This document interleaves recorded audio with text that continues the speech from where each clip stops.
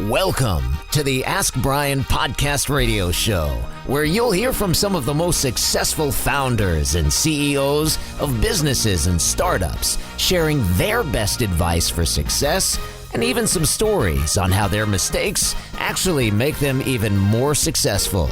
Now, here are your hosts, Brian and Tracy. Welcome. You're listening to KHES 1220 and 98.1 FM, and you're listening to the Ask Brian radio show every single week, like clockwork, every time from 1 to 2 p.m. every Thursday, Pacific Standard Time. You can listen to the Ask Brian radio show, and we've been now on for over 5.5 years. Long time. Quite a few people have been on the show, quite a few engineers, co-hosts, etc., and we're just happy to still be on. Every time, though, people that have never been on the show, they don't know what Ask Brian is all about, so we go a little bit of a shtick about what it's all about. So Ask Brian is spelled ASKBRIEN, and is at AskBrian.com if you want to take a look at the site, check it out, find out what's going on there. Also, want to let you know we are now offering once a month. We're going to offer people the opportunity through Ask Brian. If they want to appear on the show, we're going to be offering that shortly. So if somebody's interested in being on a show one time, we can. We have about 800 guests already lined up, but we're going to try to help out the audience and try to get some more people involved. So Ask Brian, which is spelled with an E every single week. People say, why would you spell Brian with an E? Are you Irish? No. Patrick is, but I'm not. I am. That's right. Well, that could be a reason, but usually it's O'Brien and O with the apostrophe. And then the other thing is we came up with a whole list of reasons why Brian is spelled with an E, not just because Brian, B-R-I-A-N and B-R-Y-N was an unavailable domain when we started the company over 6 years ago, but also because E has a lot of significance. E has a lot of significance associated with the website and with this show. And sometimes we even banter with our engineer, which also starts with an E, and he will go over and help us out. Now, unfortunately today, our dear engineer, Emily, tears coming down my eye, is unavailable. No tears are coming down Emily's eyes. She's on spring break. Hey, that wasn't very empathetic. All right, so. Well, Emily's probably not feeling any empathy for missing the show either. She's partying down on spring break in Miami somewhere. We may never get her back. How do we know she's in Miami? She could be in Palm Springs. She could be anywhere. Did she tell you where she's going? Anyway. No, it just sounded good. In the old days, it was Fort Lauderdale. So, Patrick, why? What is the significance of the letter E in Ask Brian?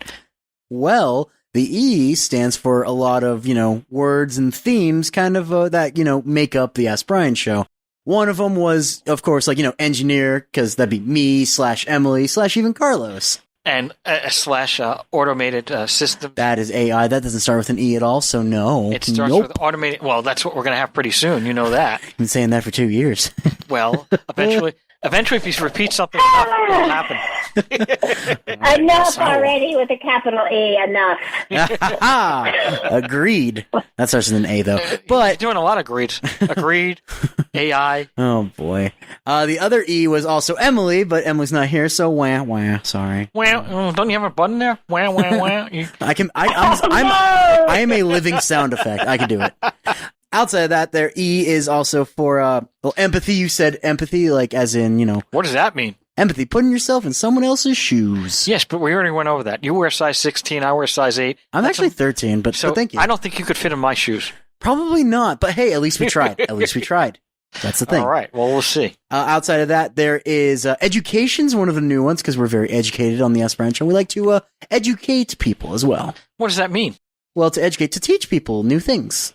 Well, open their minds. Our experts are experts.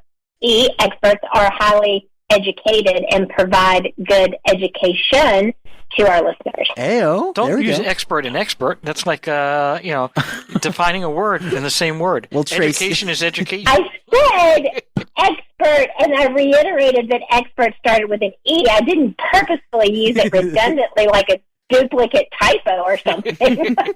Like a carbon copy. I got you, Tracy. I got you. But she said experts, and Well- we covered that one. And then I will also say that my most favorite is electrifying. And where is that from? I know it's Well, wrong. that's from Greece. That's from Greece. That's right. But Grease lightning. Electrifying. It's like I like to work it into a sentence whenever possible. I'm electrifying. Is that a criminal sentence or a regular grammatical sentence? No, it's just I like to say the word because I have high energy. I'm very energetic, so I like to use the word electrifying whenever possible and appropriate. Well, ELO was Electric Light Orchestra, right? So they have an E. All right. So what other reasons? Well, there is also, with electrifying, there's some synonymous words such as enthusiasm and... Excitement.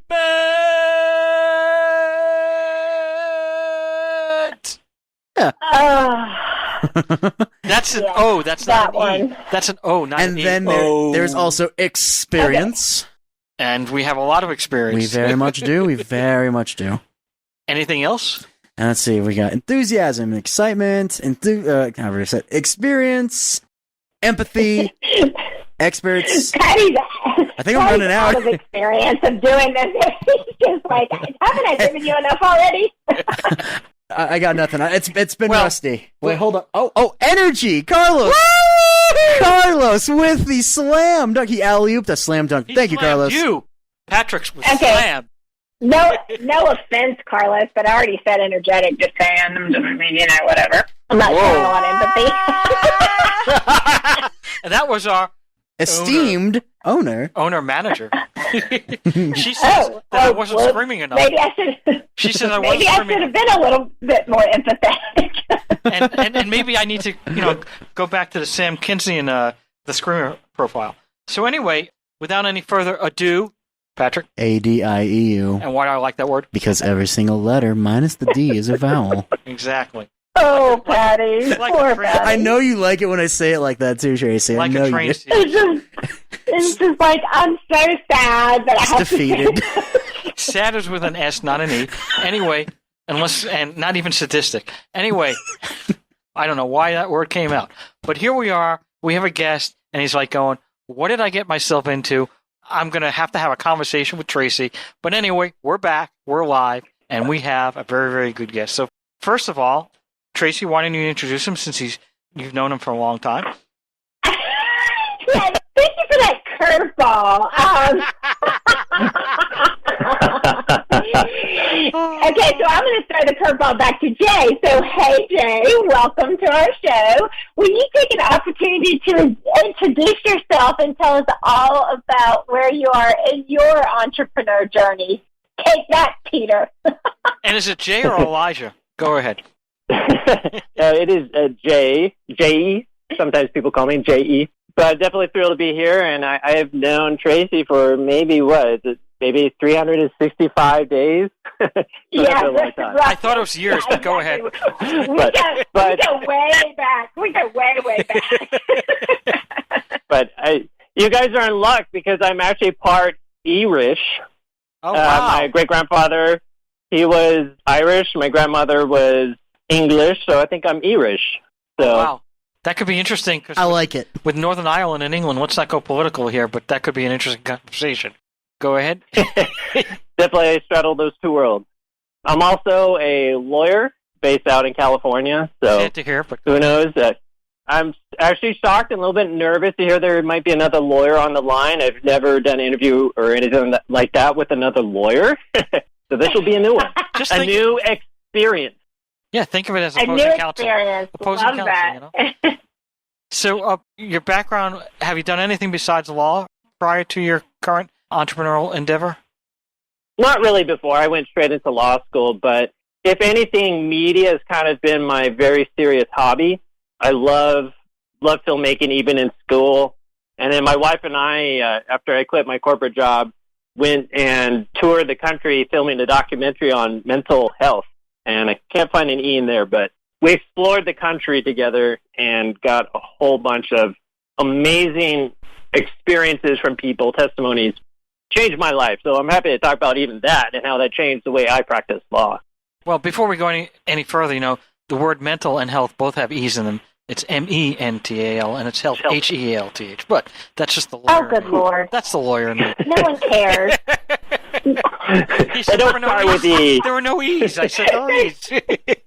I think people are more interested in the idea that you're a lawyer and you did a documentary. I would love to hear you share about that experience. But before we do that, let's go over the current business that you have. So what is the name of your current business that you have? Jay Razzouk, attorney at law. So I'm still doing it by my name. I like the personal touch. But I thought you also have a product or a service that you're offering. So I also have a legal coaching business where I provide legal templates to coaches, experts, people like that, and that is ProSCALE Legal. Okay, so for ProSCALE Legal, when did you start that company? Started as ProSCALE Legal back in May of last year, so we haven't even hit a year yet. And do you have clients and customers through that? We do. We've had a lot of remarkable coaches and people in that space who are really growing their businesses and want to get that solid legal foundation in place.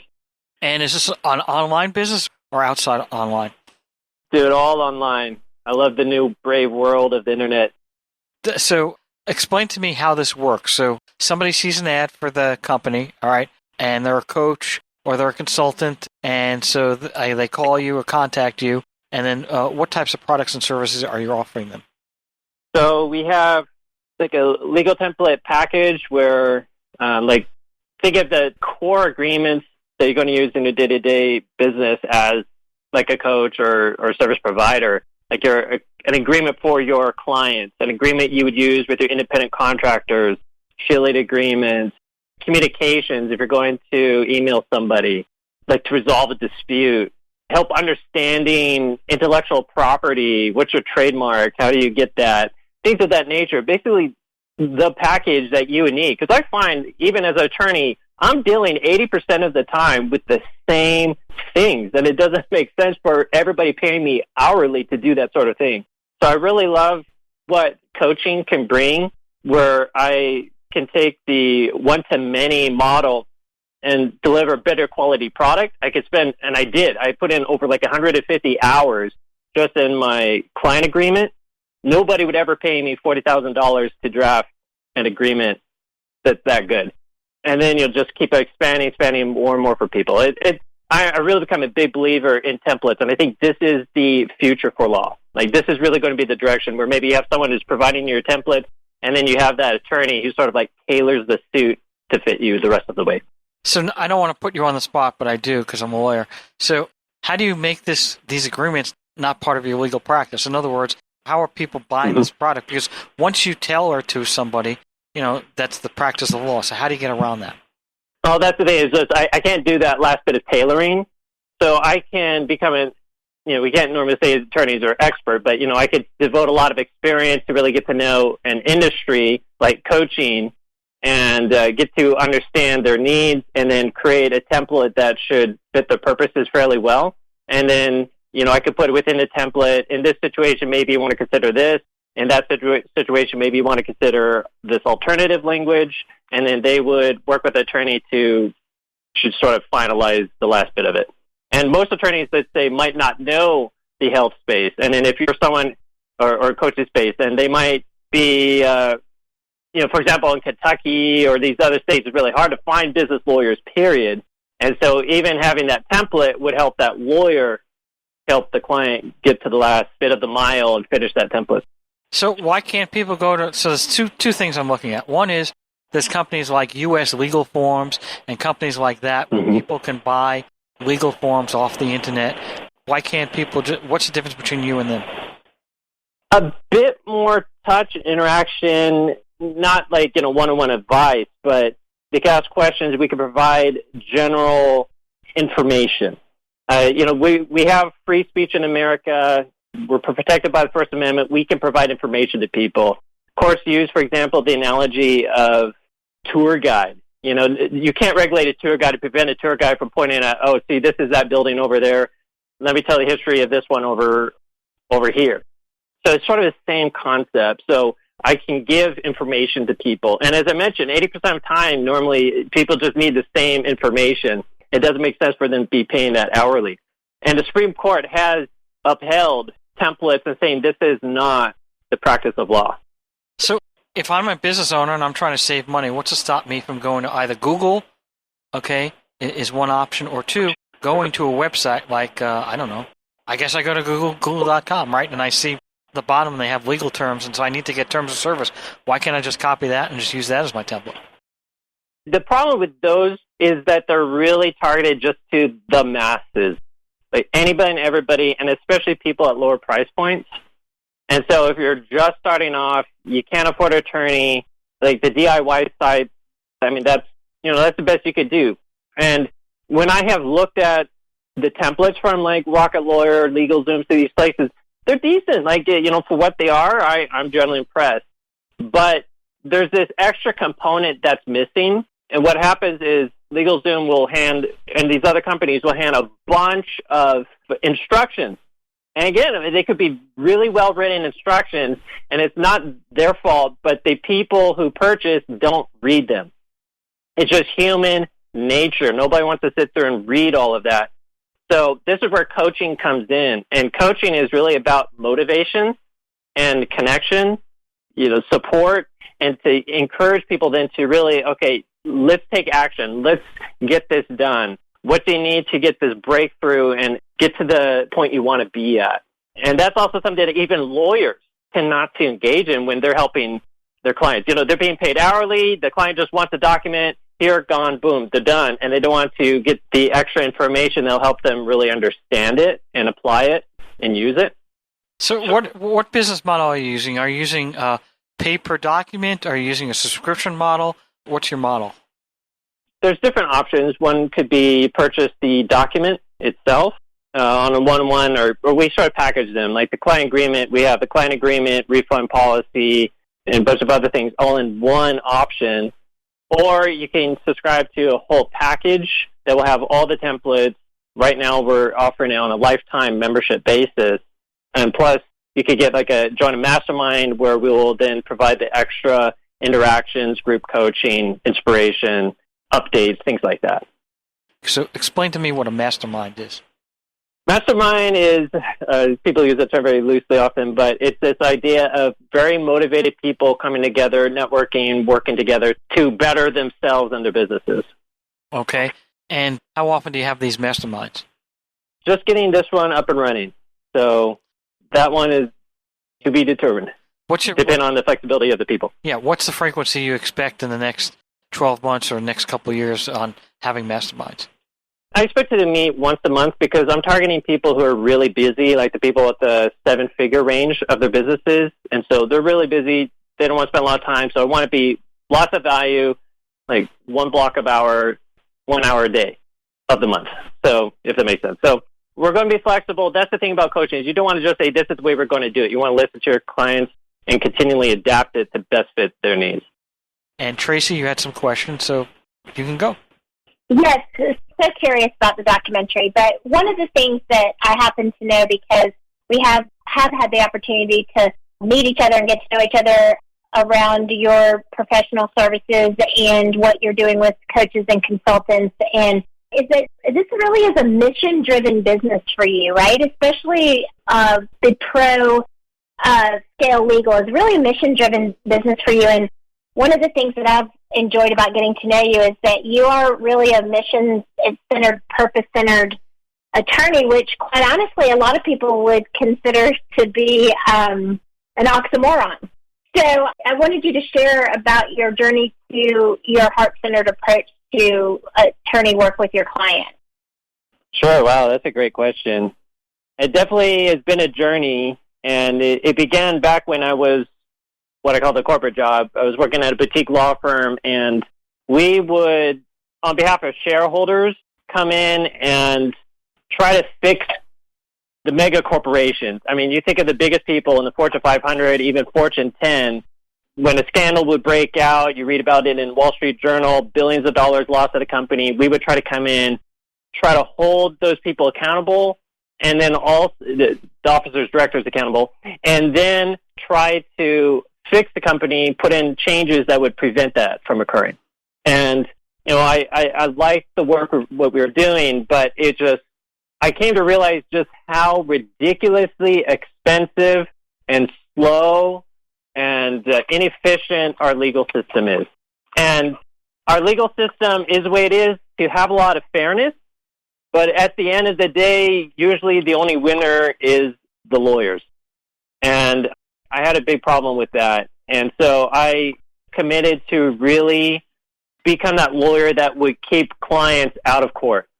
Not that I would tell them don't sue, but try to write contracts better so they don't end up in court. Advise them how to better resolve disputes when they rise so that they don't end up in court. All these sort of things. And that led me to, it was a journey, even just up until last year. It wasn't until I met some people that really encouraged me to just embrace who I am and embrace this message that really it is okay to, in a sense, put love first. Make that your guiding principle. And that is the highest order law by which you would live. And when you understand that, and you realize that the whole objective, everything the legal system is trying to do is get you to really treat people nicely and love them, but it can't force you to love them. But that's kind of where it wants you to go. Once you're loving people, you're mostly complying with the law. I mean, yeah, there's going to be all these nuances. You might not get disclosures and notices like you should, but at the same time, when you're loving people and you have that relationship with them, the last thing they're going to think is that, wow, I should get a lawyer to go through everything and find where my legal rights are being violated. It's only when they feel mistreated that they go and try to find a lawyer that will help them try to find some legal basis to get justification. And do you feel like the documentary I guess even before the documentary, do you think that there was any particular moment in your life, personally or professionally, that caused you to pivot in this direction? Or was it just, more of a lesson of what not to do being in such corporate nightmare situations, if you will? So one of my earliest clients was someone who was engaged in a dispute. Like I made a dispute where the partners basically tried to steal the company away from my client. And they left no other option but having to sue. So we sued. And, I think I did a great job litigating it. I positioned everything right. And then all of a sudden the client says, you know what, this is hurting not just my relationship with these people, but everybody around in our community. And it's going to be worth more to me to just settle and give them everything, walk away from this business and have a clean slate than to win in court.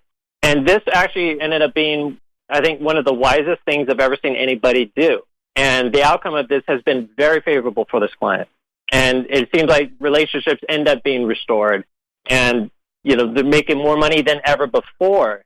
But it took that courage to actually put relationships first. And that really got me thinking, like, wow, it is okay to not be that lawyer that says, you got to sue, you got to, get the most you can out of them. Sometimes the best thing for the client is to consider the relationships and these other ramifications that most lawyers don't value. Yeah, so then I could go into the documentary, and then so where does the documentary fit in? When we were learning about what causes mental health, what restores health, there's this often recurring theme of relationships. And I really came to learn that so many mental health conditions trace back to some problems with a relationship. It could be a child is not able to get the nurturing and bonding and connection with the parents like they need. And it might not be the parent's fault, but maybe the parent has emotional issues and not able to be there for the child. But then now the child is affected because of the lack of relationship. Or, someone losing a loved one that was so close and dear to them, and that devastates them. Or being in an abusive relationship and the trauma that comes from that. I mean, you go on and on, all the different ways that relationships can almost destroy a person's mind. And then we come to what heals them is really fascinating. When we're interviewing therapists and all, like, what's the best therapy? We heard again and again, there's these studies that show there's no one best therapy, but the common, most determinative factor on someone's recovery was how good of a relationship the patient had with the therapist. And so I really kind of believe that, the relationships are so critical. And I say we were made to love and be loved. And when we are not receiving the love, that's when we fall apart. And when we are not loving that's when we're destroying relationships and bringing trouble upon ourselves. And we have to just see the cycle of us giving and receiving love, and that's when we as humanity are at our best. And you've made a conscious decision to focus your business on entrepreneurs. Can you tell us what about working with entrepreneurs is your favorite thing, but also maybe some of the challenges that you experience as well? Boy, what really gets me about entrepreneurs is I just love the energy that you get where they just... A true entrepreneur, I feel like, just has all these ideas and often ADD. Oh, I want to do this, and then I want to do this, and I want to change the world this way and put out this product. And the struggle is I got to focus on one thing at a time. I just love that, just the raw potential that's there with entrepreneurs. And I'm kind of excited right now about the Great Resignation and hoping that we'll see this new trend of more and more people embracing entrepreneurship. I'm shocked that only like around 15% of America is self-employed. I would love to see a world where it's way higher. Yeah, that's a crazy low percentage. I wasn't even familiar with that, but I completely agree. And hopefully people will be more, not even just inspired to start businesses, but encouraged and supported with services like what you provide and coaching programs that help entrepreneurs, which happens to be the common denominator that we share. But I also wanted to pivot for a second and talk about marketing strategy for you, because, again, you are coming from a corporate background, and then you have a total shift in terms of not only creating an online business for your practice, but in addition to that, focusing on a niche of entrepreneurs that typically generate a lot of their revenues from online businesses. And you participate in an online program that helps coach entrepreneurs. Was that a conscious decision on your part to join that program as a marketing strategy, or did the marketing and the connections with the entrepreneurs within the program based on those relationships be a good catalyst for you in your business? We obviously went in the program to learn a lot. There's so much we need to learn, but the main driver was to get the relationships. We saw a community of where we're going to be around the right people that would support us, we could support and have these beautiful symbiotic relationships. And I'm just so thrilled that is actually what did occur. And so it's amazing to be in a position where, people are referring to me, I'm referring people to them. I help their business, they turn around and help my business. Like, in the sense of, I do what I'm good at, I help them with that, and then what they're good at, they help me with that. And it's an experience I have never had in my life, because I used to be working in that cubicle in the high-rise building. And now to be engaging with people, where everybody individually is really shining and doing what they're great at, it's just an incredible experience. And this gets back to why I think so many people need to rethink whether they really want to be an employee and consider being self-employed. And when you can be self-employed, that's when you can really be the best in the world at what you want to do. And it's so liberating. And I think we have so many people at midlife crises because, they have spent their whole life working in the cubicle, helping to grow somebody else's business. They have nothing to show for it. They have not building a legacy for themselves. They're not doing what they're called to do in life. And I can only imagine what it'd be like to get to the age of 40 or 50 and come to that realization. So with that being said, and you said it so beautifully, what would be something that you would recommend if a listener right now is listening literally from their cubicle and they're just like, yes, Jay, I hear what you're saying. I want out of this cubicle. I want to join the Great Resignation. What would be a piece of advice that you would give to them, since you have had a good professional experience in transitioning out of corporate into being your own entrepreneur within your legal practice? What are some suggestions, tips that you would give to someone who's wanting to take that leap? Start growing your business today, even before you quit your job. And I'm not talking about, actually, setting up your LLC and advertising it, but I'm talking about start now by figuring out how to message and communicate with your ideal clients. Start building relationships with those people. Start building relationships with the people you will need to help you and grow with. So you have this solid foundation laid that once you quit your job, you can take off running. Because it does take a lot of time to really understand how to properly position and sell products. It is completely different. I have been learning so much this past couple of years how to really do that. You know, and then I started off making the big mistake of trying to be a generalist, be good at everything. And really, it's better for your sanity. You're more appealing when you focus on one narrow thing, and you're the best in the world at that. So, you know, start figuring out what that one thing is.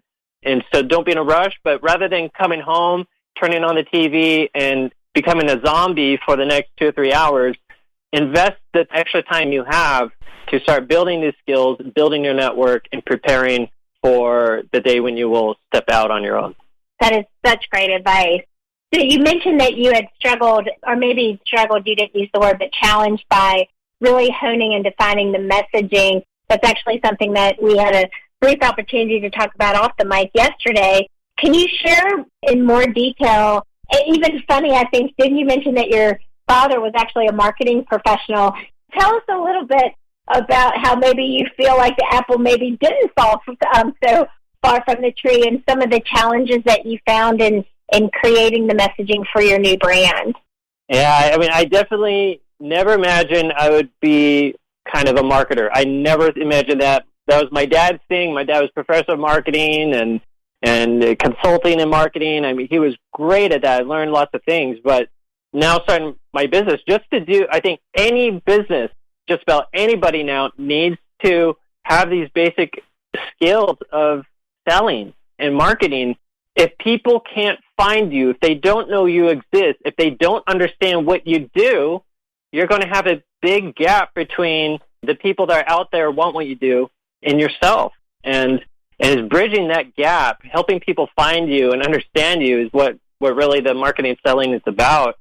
And it has changed so much. Tracy, you and I were talking about this right yesterday, where what my dad was teaching, what I was learning when I was going to business school, all these things barely apply nowadays. I mean, the high-level concepts are there. The principles are still right, but the way you go about it are so different now. Now you have to have understanding of how to communicate with people with text messages, with instant messenger on Facebook, all these things. You have to know how to navigate that, and the protocols of not getting into Facebook jail. There's things I'm going to talk about that. There's all these new approaches, and it's constantly ever-changing, evolving. And what worked 2 years ago definitely might not work today. So it's a whole different environment, and I don't want to intimidate any people from doing it. This is if you want to be really good at it. But my wife has told me a shocking statistic where I think only 40% of businesses really are using online marketing. Only 40%. So what that means is if you use online marketing, you're already ahead of 60% of your competition. Wow. And so, so there's huge opportunities. And then when you're talking about online marketing, there's so many different facets that go into that, right? Like similar to what you were saying. So what are some of the online marketing avenues that you're using to currently market your business, like different areas of online marketing? At the moment, I say kind of 3 things. So one, we like to engage with people directly in Messenger and like on LinkedIn and Facebook, just directly communicate with people. Like we like the personal touch. Secondly, going on lots of podcasts to get visibility that way. And the third one is referral.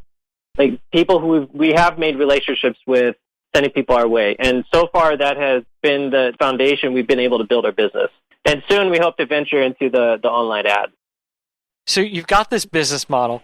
How does this business model not conflict with your law practice? Because on one hand, well, I can make XYZ dollars per hour to do this practice, or I can give away my stuff at a low price and try to get the masses. It seems to me like there's a conflict. So are you still running a law office and this business simultaneously? And how do you do it? That's probably been the source of my greatest challenge. So you nailed it on the head. It's hard to focus on 2 things. It's been difficult, but I have noticed just trying to promote we only try to promote the legal coaching. That's all we try to promote. And yet we didn't have people always coming in, can you help with this legal issue? And we always try to clarify, like, no, 2 separate businesses, but okay, here's how you can reach Jay as a lawyer if you want.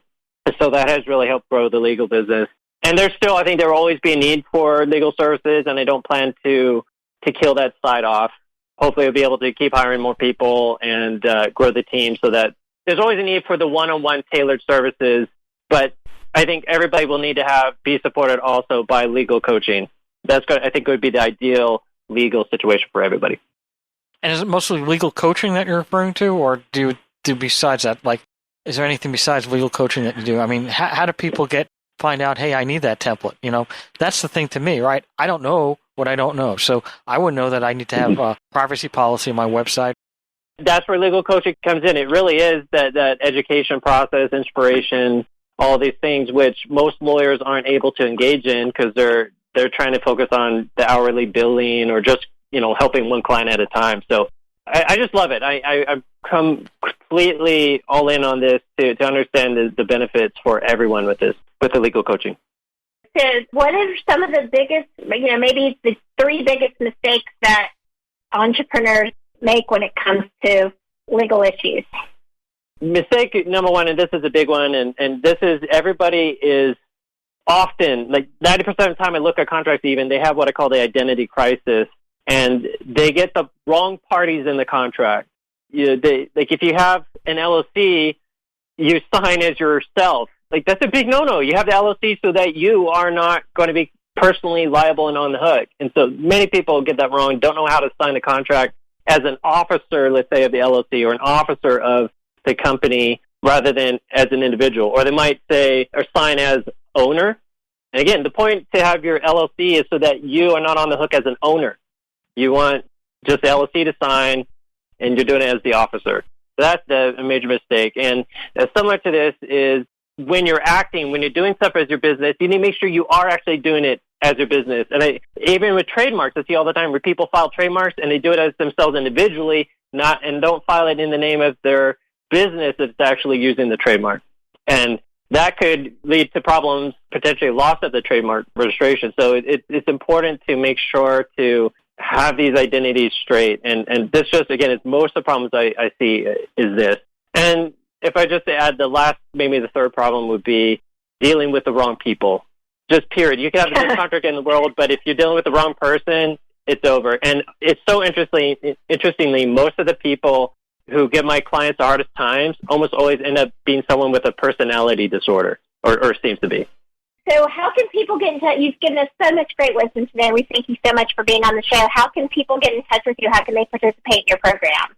Well, as I said, I like personal touch. So I am the only Jay Razzouk on the planet as far as I know. So you can find me at Facebook, LinkedIn, love to connect with you. Or you could go to ProSCALELegal.com. Our website's kind of in flux or making some changes, need to revamp it, but that's where you could always go to find us.